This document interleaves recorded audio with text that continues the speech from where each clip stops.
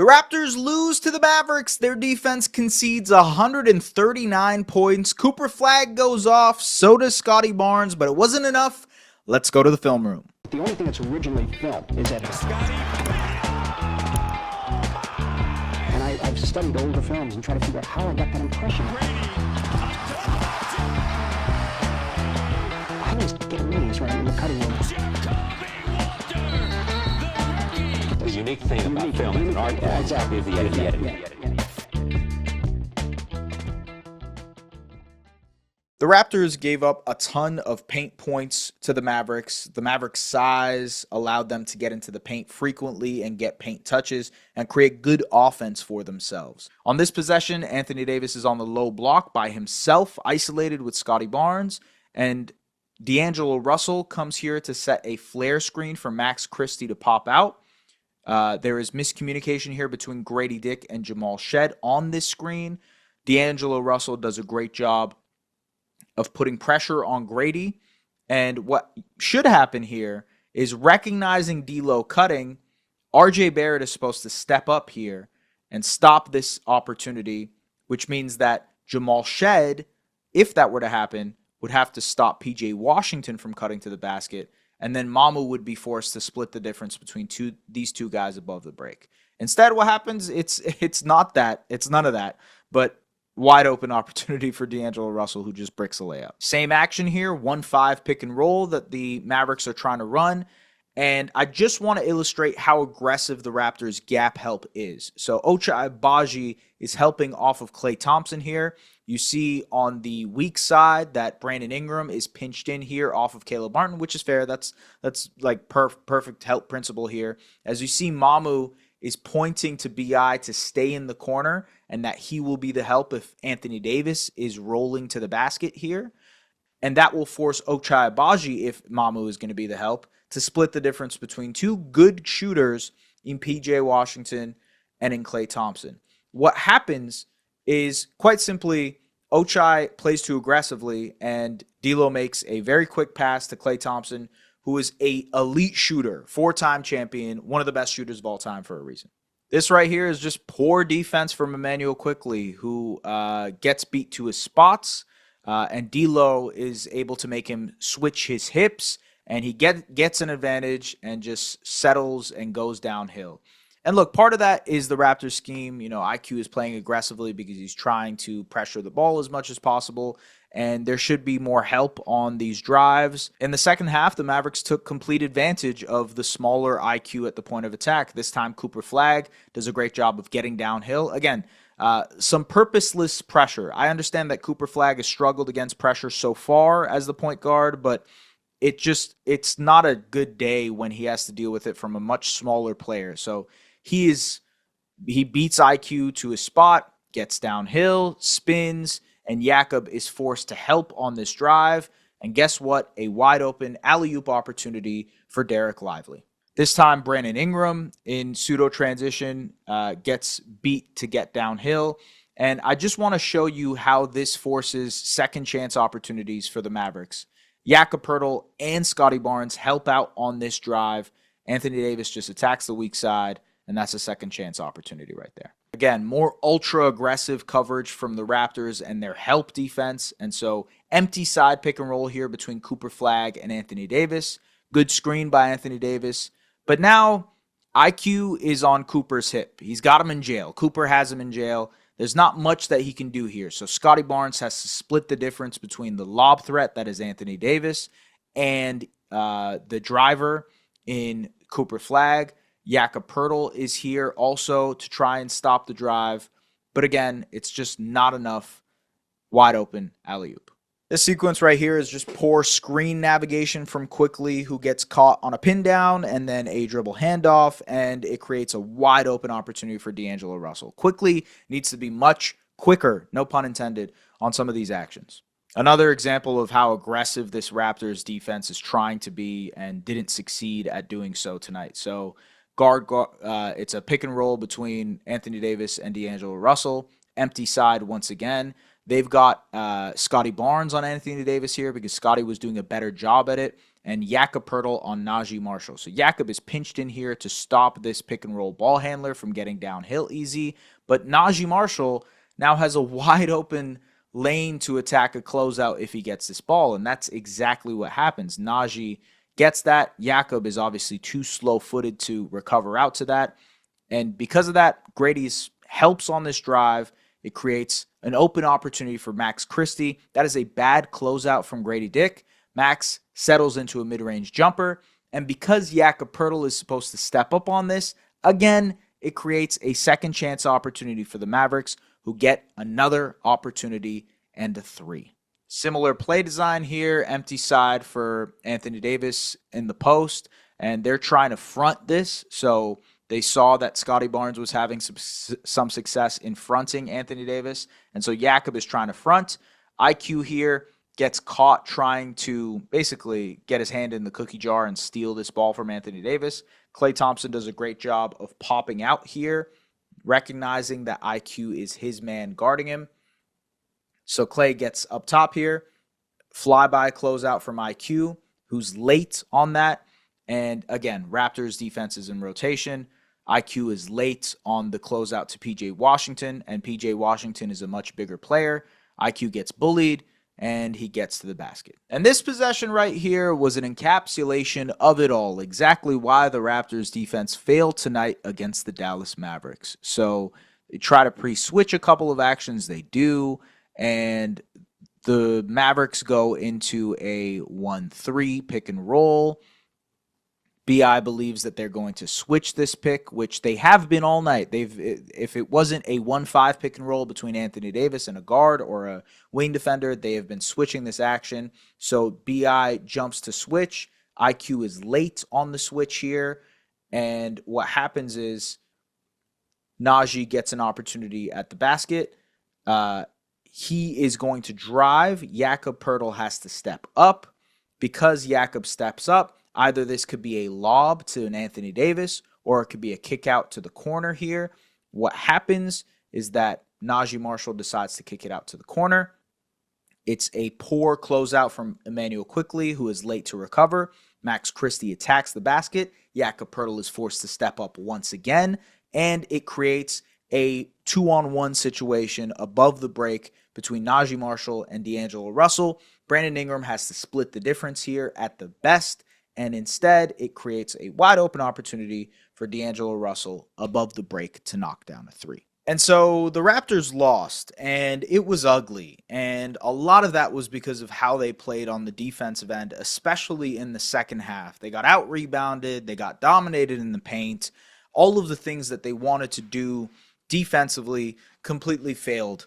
And look, this is another big team. You know, the Bucks were a big team. They had to deal with Giannis, and so Giannis's gravity forced them to deal and reconcile with a couple of different things defensively. I think the double big lineups for the Mavericks and just the overall size of the Mavericks forced them to reconcile with some of the things and flaws that they have defensively. A lot of overhelping, but that's baked into the design of what this Raptors team wants to achieve on the defensive end. If I were to give you a blueprint, right? The Raptors want to be Oklahoma City light. They want to be Indiana Pacers light. They want to, if you've watched the Portland Trailblazers for the last couple of years with Toumani Camara and Matisse Thybulle and a lot of really good point of attack defenders, they just added Drew Holiday this season. They're going to be a pretty good defensive team. That is also a team that tons of ball pressure, high pickup points, really emphasizing let's force turnovers, let's get out and running, let's be aggressive. The difference here is that they have, one, the talented defenders to complete that, but also the connectedness to be able to recover, to be able to rotate, to fill in the gaps when other guys are making mistakes. I don't think we've seen that so far. And maybe it's unfair of me to assume that we should be expecting that from this Raptors team from the get-go. They have not played a ton together. This starting lineup has never played together other than, the first couple of games of the season and one preseason game. So I understand that these type of things take time. I believe that they will eventually become pretty good defensively. But you do have to start asking questions And these are questions that I had truthfully, even when the Raptors wanted to play this aggressive style. It's like square peg, round hole for the type of roster that you have.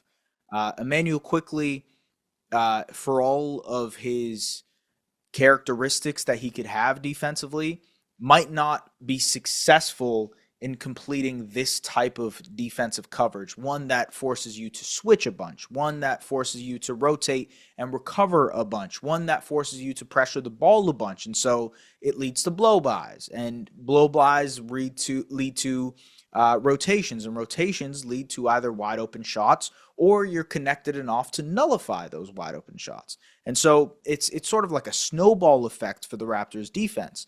RJ Barrett, who's been exceptional, genuinely note perfect on the offensive end, is still working through like how to be a perfect defender. I think he's had moments where he's been good defensively, but again, like you're forcing him to be pitch perfect defensively. Like he needs to be elite on rotations. He needs to be elite at pressuring the ball. He needs to not get blown by. And like this is something that's innate, you know? We're not talking about Tumani Kamara and Herb Jones and these type of guys who are like locked down. OG Anunoby, Drew Holiday, like Lou Dort, Kaysen Wallace. We're not talking about guys who are locked down, who live and breathe defensively. IQ isn't that. RJ isn't that. Brandon Ingram isn't that. And while those guys all have defensive qualities, they aren't locked down. They aren't guys who like live and breathe off defending the basketball. Like it's just a different ball game, and that's why I mean square peg round hole. It's just the objective of what the Raptors are trying to achieve defensively with the roster, especially with the starting lineup that they have. I'm not necessarily sure if that fits. I haven't been sure if that fits, truthfully. Is there a world in which they are successful? Yes, absolutely. I actually think they can be, and they eventually will be. It will take some time, but out the gate, it has not looked good, and we can't kid ourselves in that scenario. It did not look good against this Mavericks team. I think the size of the Mavericks really exposed them to, again, confront and reconcile with some of the truths of the flaws of this defensive scheme that they have. How they figure out different ways, like I think Ochai Agbaji provides a punch instantly for the Raptors off of the bench because he's a guy who is pretty good at rotating and recovering out. He's a guy who's actually pretty good at rotations off of the ball too. And while he doesn't have the offensive utility of a Brandon Ingram or an RJ Barrett, obviously, he probably connects that group together a little bit more effectively. Colin Murray-Boyles, who was not good in his rookie debut and truthfully looked very nervous. I'm completely fine with that. I think Colin Murray-Boyles is going to be a really good player. I'm going to just chalk that up to he hadn't played in a couple of weeks. He's coming back from an injury, his first injury of his NBA career, I believe. And on top of that, like just looked nervous trying to figure out where he was and what he wanted to do. I don't care about Colin Murray-Boyles having a bad game at all. But like, he's a guy who will fit into what the Raptors want to do defensively, the style of play that they want to play defensively, and matches what they want to do at the point of attack. Cool. Another guy who's great at rotating and recovering out. How does he necessarily fit into a starting lineup? So, like, again, I'm not trying to harp on the starting lineup issues too much, but it is your three perimeter guys who need to be playing much better defense. And on top of that, their starting center, who I am a huge fan of. I think he's underrated. I think Jakob Poeltl is an underrated center. He just got a contract extension that I fought for months on different podcasts, and I said it was a solid deal, a decent deal. Jakob hasn't looked like himself, whether that is his mask and that messing him up, whether that is the sore back that he dealt with in training camp and preseason, I'm not sure, but he's been slow. He has gotten into foul trouble over the last couple of games. And that leaves the Raptors with a lot to be desired on the defensive end, because when Jakob can't be on the floor as much as possible, you bring in Mamu, and while Mamu provides you with a ton of offensive versatility, which we'll get to, he also provides you with a ton of size issues. And so there were second chance opportunities. There were offensive rebounds for the Mavericks, and that begets, it kind of like snowballs once again because of Jakob not being able to be on the floor. And so Yak was not effective tonight. So you have the point of attack defense that has issues, the perimeter defense that has issues, both on and off the ball. You have Jakob, who's struggling right now at the backline defense. And of course, this defense is not going to be good in that situation.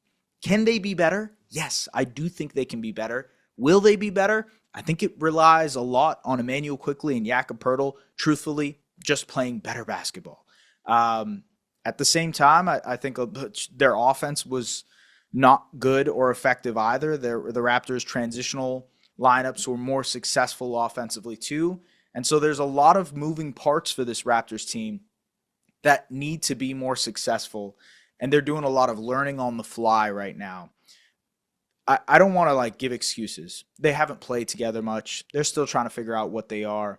But I do think that defensively, it is kind of a mismatch in terms of the identity of what they want to play and the roster that they have. We'll see if they're able to outgrow that. We'll see if they're able to have outlier development that can help them play that style. So I want to talk about two guys who were excellent in Sandro Mamukelashvili and Scottie Barnes. Mamu was really, really great at providing a punch offensively for a group that was sputtering out of control, especially in that late first quarter and early second half. Mamu does a great job of attacking closeouts. He drew a foul here on this possession. A little bit later, he spots up and knocks down an above the break three. That is huge for him as a player. He needs to continue to knock down those above the break threes. Hasn't really hit them consistently this season, but even when he isn't hitting them, he's able to attack closeouts, finish in and around the basket, and he's a big who has a really nice touch around the basket, which allows him to do this. Here, he just rises up and dunks over top of the defense, and a little bit later in transition, he's able to do that Statue of Liberty-esque layup, which is awesome. So Mamu continues to provide a really good offensive punch off of the bench. And shout out to Liban from the Toronto Star. He posted a really great question. He's like, who was the last good backup big man for the Toronto Raptors? Dude, the last good backup big man for the Toronto Raptors was Serge Ibaka. 2019-2020 was the last time the Raptors had a good backup big man. Is Mamu that? Is Mamu Serge level? No, of course not. But he's the best that they've had. And even 3 games in, home run signing. I think he will work very well for what the Raptors need offensively. How they insulate him defensively and how they work through the size situation and issues that might arise from playing him at center. Different conversation for another day, but Mamu was genuinely a bright spot tonight and has been for the start of this season. Another guy who was a bright spot tonight, a massive bright spot, was Scottie Barnes. Scottie ended up with, let's just make sure I get this right. I want to get the stat line correct. Scottie ended up with 33 points, 11 rebounds, 6 assists, 1 steal, and he did it on 24 shots. He also knocked down 3 threes in the process. A couple of those were above the break. And Scottie was just really aggressive. He was good as a zone breaker in the middle of the floor, settling into these mid-range jump shots. The 3-point shooting is obviously a massive part of bumping up his scoring volume. He did a great job defensively of fronting Anthony Davis and getting his hand in the cookie jar for multiple deflections. He was really the only player who was playing aggressively on both sides of the ball, finishing in and around the basket and trying to get second chance opportunities, being a sieve defensively and trying to do as much as he can to impact on the defensive end with his length and athleticism. Unfortunately, the rest of the team did not follow suit there, but he did an excellent job of really imposing his will on this game and tried to keep the Raptors in this game as much as possible. Unfortunately, it wasn't enough. And that's the end of it here. Look, they play the Spurs now, who are an awesome basketball team, who look sick. I've watched every single game so far this season. It's not like it's that much. It's only been 3 games, but they've looked really good. Obviously, Wemby is a problem in its own realm, and how they deal with Wemby and his size will be a question. I actually think, I was talking to Samson about this when we were hanging out at the Bucks game, and I do agree with him that they do have the tools to guard a player like Wemby. just because they have strong, stout wings in a CMB, in a Scottie, who can kind of get underneath Wemby and not let him be physical and still provide some sort of length so that he doesn't knock down a bunch of shots against them. We'll see if that works. But the other side of it is that the Spurs have a lot of good guards. You know, they don't have De'Aaron Fox right now, but Dylan Harper was awesome against the Brooklyn Nets. He deals with ball pressure incredibly well. In fact, he invites ball pressure. And so it might be another long night for Immanuel Quickley against Dylan Harper. Stephon Castle is very similar in that realm, where he invites ball pressure, does a pretty good job of dealing with ball pressure, does a good job of getting to the basket. So they have these two guards who can get downhill pretty frequently. How does that force the Raptors in rotation? And can the Spurs knock down enough shots? Very intriguing to see how they'll do on a second night of a back-to-back. But tonight was a disappointing performance from the Toronto Raptors. There's no question about that. This team has so much potential. This team has a lot of expectations on it to execute and be better. Their highest paid players outside of Scottie Barnes and, you know, RJ Barrett had a really good game and he's been genuinely perfect offensively. But like the guys who are getting paid on this team need to just perform and perform consistently and be playing up to their value. And yes, that means Immanuel Quickley needs to play better. Yes, that means Jakob Poeltl needs to play better. Yes, that means both Brandon Ingram and RJ Barrett need to be better on the defensive end. And Scottie, for his part, needs to get better acclimated on the offensive end to how they play with the starters. You know, all of these guys can play much better, truthfully. And I know I'm saying that on a night where Scottie was exceptional. Scottie was great in this game. Scottie had moments in that Bucks game where he was really good too, but they need to be better. Point blank. Again, I know. It's 3 games into the season. Not that big of a deal. But at the same time, this was a winnable one. The Bucks game was also a winnable one. And so you don't want the winnable ones to be adding up. That's all I'll say about like not overreacting. I get it. It's 3 games. They can build back up. They'll win some games they're not supposed to. They'll lose some games they're not supposed to win. But at the same time, the last couple of games have felt winnable. And this team clearly can play better. They just got to go out and do it. Folks, I don't want to end off on a somber note. We appreciate you guys tapping in to Raptors Republic as always. It should be a fun season if this team is winning, if this team is executing. Fingers crossed that they continue doing so. We appreciate you guys as always. We will see you guys later, actually tomorrow, for the Spurs Film Room. Peace out.